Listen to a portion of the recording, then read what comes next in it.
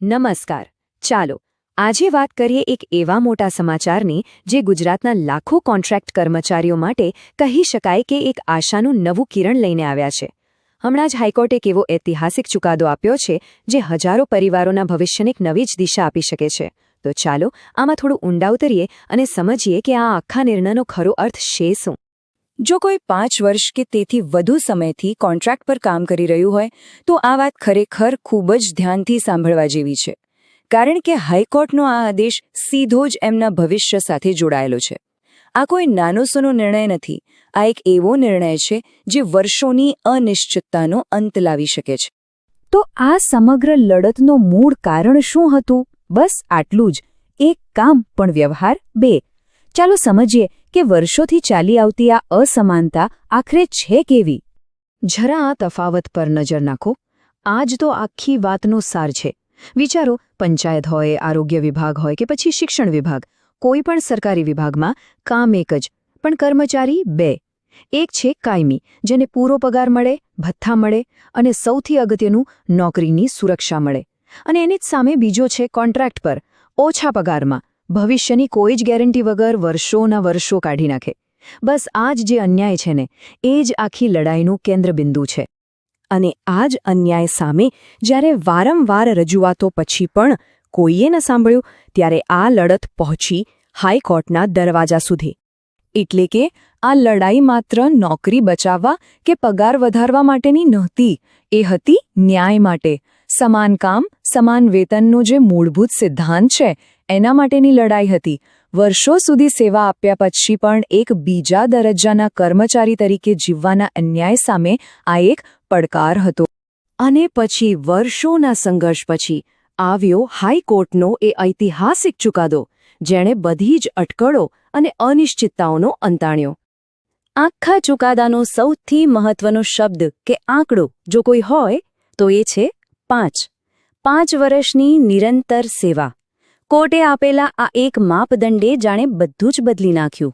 અને જુઓ, કોર્ટે એકદમ સ્પષ્ટ શબ્દોમાં કહ્યું છે, જો કોઈ કર્મચારી 5 વર્ષથી વધુ સમયથી અને એ પણ સતત સેવા આપી રહ્યો હોય, કોઈ ખાલી જગ્યા સામે કામ કરતો હોય અને એની ફરજો કાયમી કર્મચારી જેવી જ હોય, તો પછી માત્ર કોન્ટ્રાક્ટનું લેબલ લગાવીને એના હક છીનવી ન શકાય. અને સૌથી મોટી વાત, કોર્ટે સરકારને આદેશ આપ્યો છે કે હવે એમને કાયમી કરવાની જે પ્રક્રિયા છે એ શરૂ કરવી જ પડશે. તો હવે સૌથી મોટો અને સ્વાભાવિક સવાલ એ થાય કે આ ઐતિહાસિક નિર્ણયનો લાભ ખરેખર મળશે કોને? કોણ આના માટે પાત્ર ગણાશે? ચાલો આને સમજવા માટે એક ઝડપી ચેકલિસ્ટ જોઈ લઈએ. પહેલું, 5 વર્ષથી વધુની સતત નોકરી હોવી જોઈએ. બીજું, નોકરીમાં કોઈ મોટો બ્રેક ન હોવો જોઈએ. ત્રીજું, સરકારી વિભાગમાં કોઈ નિયમિત પ્રકારનું કામ હોવું જોઈએ. અને ચોથું, જે પોસ્ટ પર કામ ચાલી રહ્યું છે એ મંજૂર થયેલી ખાલી જગ્યા હોવી જોઈએ. જો આ 4 મુખ્ય શરતો પૂરી થતી હોય તો કોઈ પણ વ્યક્તિ આ લાભ માટે પાત્ર બની શકે છે. સારું, ચુકાદો તો આવી ગયો, પણ હવે આગળ શું? એની અમલવારી કેવી રીતે થશે? આ પ્રક્રિયા સમજવી પણ એટલી જ જરૂરી છે જેથી સાચી અપેક્ષાઓ રાખી શકાય. હા, પણ એક વાત ખાસ સમજવા જેવી છે.